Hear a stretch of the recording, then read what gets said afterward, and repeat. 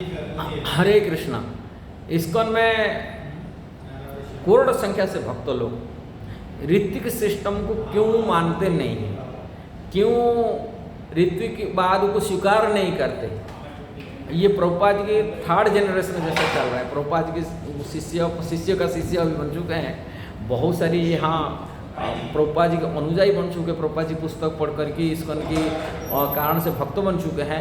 किंतु इस्कॉन में आजकल जो जैसे बैंगलोर इस्कॉन वाले बोल रहे हैं, कुछ ऋत्विक गुरु लोग माने ऋत्विक सिस्टम चलाने के लिए इस्कॉन के भक्त, वो भी इस्कॉन के भक्त हैं, प्रभुपाद जी के अनुयायी हैं, किंतु वो लोग विरोध करते हैं। उस सिस्टम को इस्कॉन की ऐसे करोड़ संख्या से भक्त लोग क्यों स्वीकार नहीं करते, वो बात को क्यों नहीं स्वीकार कर रहे, वो लोग क्यों ये करें। ये बारे में थोड़ा से चर्चा करने के लिए वीडियो के माध्यम से मैं प्रयास कर रहा हूँ। ऋत्विक सिस्टम बहुत लोगों को पता नहीं होता। ऋत्विक क्या होता है? ऋत्विक का अर्थ होता है जो माने मुख्य पुजारी होते हैं, जो जैसे कोई जजमान होते हैं, आप देखे होंगे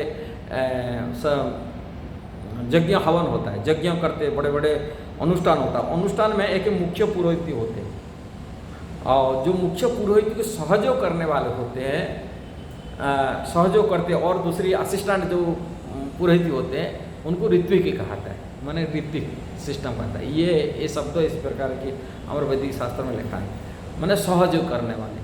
ऐसे ही गुरु होते हैं, जो गुरु को सहयोग करने वाले होते हैं, उसको ऋत्विक वास्य सिस्टम वाले कहा जाता है। ये प्रणाली में किस प्रकार मायावादी आश्रम में विशेषकर कई संस्थाएं मध्य भी गुरु मेन है, और गुरु जाने के बाद जो आचार्य संस्था बनाया था, संस्था के आचार्य होते हैं, वो संस्था बनाने के बाद में उनको संस्था के मूल गुरु हैं, वो गुरु ही संस्था के रहते हैं। और उसके बाद में जो शिष्य ग्रहण कराता है, अनुयायी बना जाता है, वो ऋत्विक सिस्टम से उनको दीक्षा आदि दिया जाता है। जैसे आप देखेंगे ब्रह्म कुमारी वाले के हो कि गायत्री सोसाइटी वाले के हो, ऐसे अनेक संस्था में जो संस्था का आचार्य होते हैं उनको गुरु मानते हैं, और जो अनुयायी उनके नाम पर दीक्षा आदि माने मंत्र आदि देते हैं।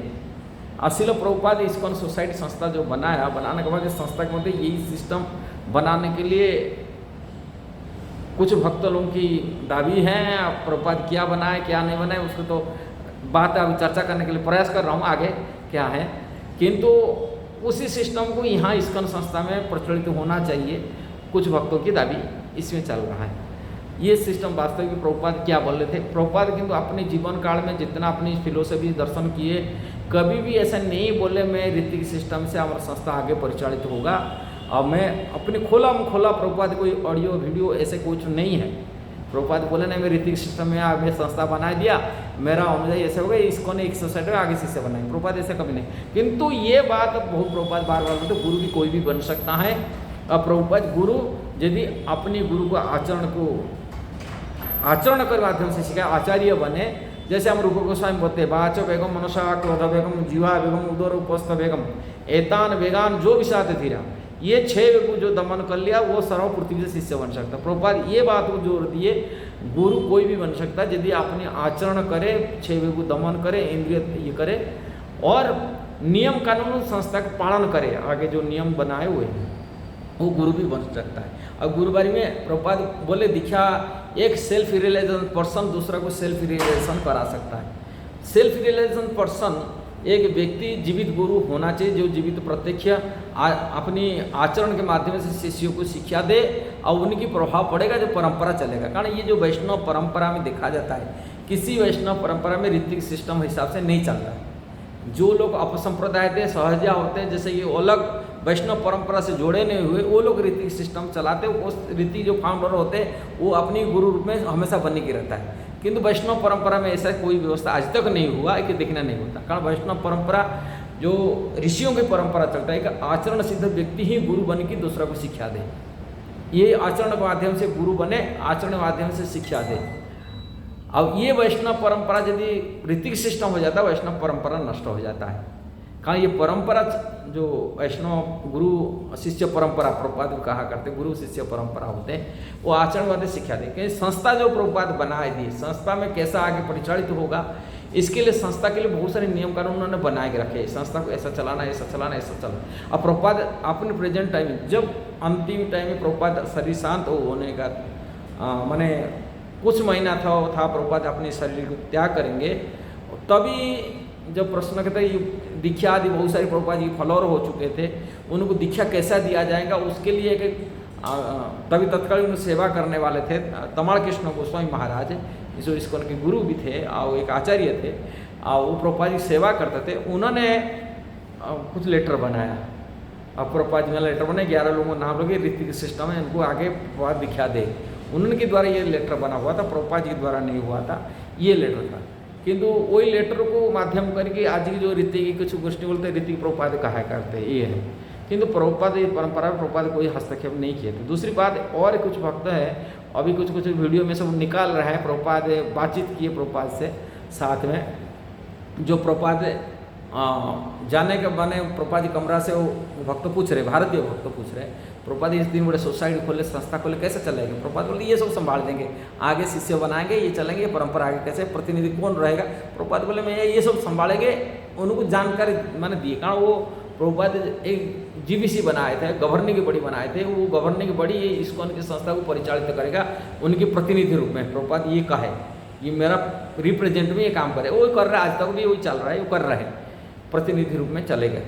दूसरी, प्रभुपाद कभी ये बात नहीं बताए थे। दूसरी चीज़, प्रभुपाद जी शिष्य पड़े, जो प्रभुपाद शिष्य थे, इस संस्था को इतनी बड़ी मजबूत संस्था बनाया, इसके लिए अमर कई गुरु, जो गुरु की बात में जैसे बताऊँ, गौरव गोस्वामी महाराज को मायापुर में एक बार भक्त पूछा, मायापुर मैं इसका वीडियो सुना हूँ, पूछा गौरव गोस्वामी महाराज कहा रहे, और पूछ रहे कले प्रभुपाद थे और शुद्ध भक्त थे, प्रभुपाद बाद कोई शुद्ध भक्त नहीं, प्रभुपाद तभी गौरव गोस्वामी महाराज कहते अब शुद्ध भक्त नहीं है, संस्था कैसे चल रहा है, इतना भक्त कैसे बन रहा है? प्रभुपाद टाइम में जितना भक्त नहीं बने थे उसका 10 गुना भक्त कि 50 गुना भक्त बन चुके आज ही, कि 100 गुना भक्त बन चुके पूरी दुनिया में। देखा जाए कि प्रभुपाद जी टाइम से ज़्यादा देखे तो 5000 प्रभुपाद जी के दीक्षित शिष्य थे, और अनुयायी 10,000 हो गए टोटल।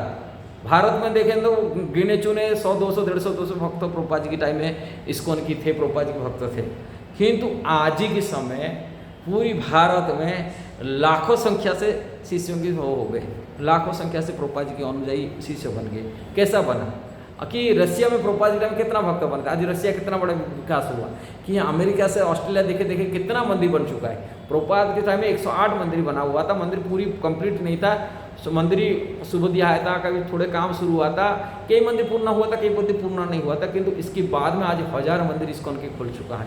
1000 सेंटर कैसा होता है? भक्त से नहीं है, वही गौरव गोस्वामी महाराज कहने को आते हैं, जिस भक्त से शुद्ध भक्त नहीं है, कैसा इतना बड़ा विकास हुआ इसकी, ये चीज़ को महत्व देगा।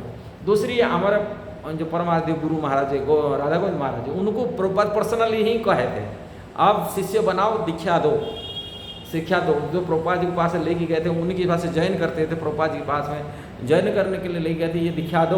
प्रभुपाद तब प्रभुपाद उनको बोले तुम दिखा, मेरा शरीर अभी शरीर ठीक नहीं है, और उनको दिखा दो। ये बोले मैं कैसा दिखा दूंगा, अभी ये ज्वाइन किया, प्रभुपाद जी आपसे दिखा लेने के लिए चाह रहे थे। तभी तत्काल के जो प्रेसिडेंट मंदिर का था, वृंदावन की कथा, वृंदावन तत्काल प्रेसिडेंट अक्षयानंद महाराज थे, अक्षयानंद महाराज वो प्रेसिडेंट को लेके साथ में गए, साथ में लेकर प्रभुपाद से बात कराए प्रेसिडेंट के माध्यम से।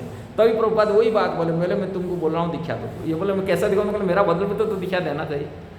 प्रभुपाद बोले मेरा बदल में तो दिखा दो। प्रभुपाद नहीं बोले मैं गुरु होऊंगा, अब आगे ऐसा ही बात नहीं की, ऐसे नहीं। प्रभुपाद बोले ऐसा ही बात लिखित रूप में ये करे। ये जो लेटर ऋत्विक लेटर है, ये था विशेषकर तमाड़ कृष्ण महाराज ये लेटर खुद बनाए थे, और वो खुद लेटर बनाए कि 11 लोगों को नियुक्त किए। जो भी हैं श्रील प्रभुपाद के शिष्य हैं, उनको हम लोग 3rd जनरेशन में आ रहे हैं, हम लोग को सम्मान करना चाहिए, उनको पूजा करना चाहिए, कारण प्रभुपाद के शिष्य हैं। हमसे उनको सम्मान नहीं करते, हम कैसा इस्कॉन की भलाई के लिए चाह रहे। हम बड़े को आदर करना चाहिए, इस्कॉन के हर भक्त आदर करना चाहिए। यदि आदर नहीं कर पाएंगे, बड़े वैष्णव को सम्मान नहीं दे पाएंगे, हम कैसे विकास कर सकते आध्यात्मिक क्षेत्र में? उनसे आशीर्वाद से जीना चाहिए। प्रभुपाद कभी नहीं कहे बड़े लोगों को अनादर करके आप भक्ति में बढ़ जाएंगे, ये हो जाएंगे, उनका विरोध में बोल करके बड़े से। सिर्फ प्रभुपाद के शिष्य मतलब हमें उनको गुरुतुल्य रूप में उनको सम्मान करना चाहिए। और वो जो दीक्षा आदि ये नाम करके इसे करते, ये प्रभुपाद जी का अपमान कर रहे हैं। वास्तविक की रीति के नाम पर प्रभुपाद जी का अपमान कर रहे हैं। से गिव गीता जो वाले हो कि बैंगलोर की कुछ भक्त हो, किंतु उनको सावधान रहना चाहिए, वैष्णव अपराध से बचना चाहिए। भक्ति कर रहे हैं, आत्मकल्याण कैसा होगा? दूसरी चीज़, वैष्णव परंपरा कैसा चलेगा? वैष्णव परंपरा प्रभुपाद नहीं के लिए परंपरा यहाँ से खत्म हो जाए, ऐसा तो नहीं, ये जो ब्रह्मवादी गौड़ीय परंपरा है, भगवान चैतन्य महाप्रभु का मिशन है, ये परंपरा कैसे चलेगा? परंपरा के आचार्य चाहिए। यदि आचरण करने वाला शिक्षा व्यक्ति न हो तब ये परंपरा नष्ट हो जाता है। और आचरण करने वाला व्यक्ति न हो, रीति सिस्टम में यदि आचरण नहीं करते व्यक्ति पर असर नहीं पड़ता है। हम मंत्र दे देंगे किंतु गुरु नहीं बनेंगे। कोई भी मंत्र दे देगा, गुरु ऐसे नहीं बन जाएगा। मंत्र देगा, वो मंत्र पावर क्या रहेगा? आचरण करने वाला व्यक्ति यदि मंत्र देता है तभी कार्य होता है, आचरण सिद्ध होगा। कभी मंत्र सिद्ध गुरु से लेना चाहिए, परंपरा से। ऐसा नहीं कि नाम खाली प्रभुपाद नाम कह के कोई भी ऐसे दिखा देगी, थोड़ी इसके क्या होगा, उत्पात मचाएंगे। इसलिए ना मात्रा आज यही हालत हम देख रहे हैं औखे पत्र में। प्राय तो लोग वहाँ जॉइन करते, पैसे के कारण जॉइन करते, नौकरी करते हैं, पैसा करो, पुजारी सेवा करो, कोई भी मिल जाए पैसा करो, पैसा आर्थिक उपार्जन में आचरण नहीं है, जिस कारण वो पैसा देके सबको लोग रख रहे हैं, सब नौकरी बना रहे हैं। प्रभुपाद इसका खुद भगवान की सेवा कर रहा है, उसमें नौकर बनाने के लिए व्यवस्था नहीं करने के लिए ऐसे ही नौकरी हिसाब से नहीं करना चाहिए। प्रभुपाद मेंटेनेंस के नाम पर लोगों को झूठ मूठ को पैसा कलेक्शन करना, और इसमें संस्था जो प्रभुपाद नियम आचरण नहीं होने से आचरण विहीन हो जाए कि जो संस्था आगे विकास नहीं कर सकता। इसलिए हमको भागवत परंपरा इसको कहा जाता है, जो वैष्णव परंपरा भागवत परंपरा इसको कहा जाता है। एक व्यक्ति भागवत होना चाहिए, जैसा ग्रंथ भागवत होता है, ऐसे व्यक्ति भागवत के माध्यम से ग्रंथ भागवती शिक्षा मिलना चाहिए। यदि व्यक्ति भागवत नहीं रहता है, अपने आचरण नहीं रहता है, रीति सिस्टम से आगे, जिसे अलग अलग संस्था में देखा जाता है, नाम का संस्था होता है किंतु वो नियम कानून कुछ बड़ा नहीं करते हुए कि धर्म के मार्ग भी नहीं जानते, धर्म के रास्ता पर नहीं चलते, अधर्म की बढ़ावा हो जाएगा।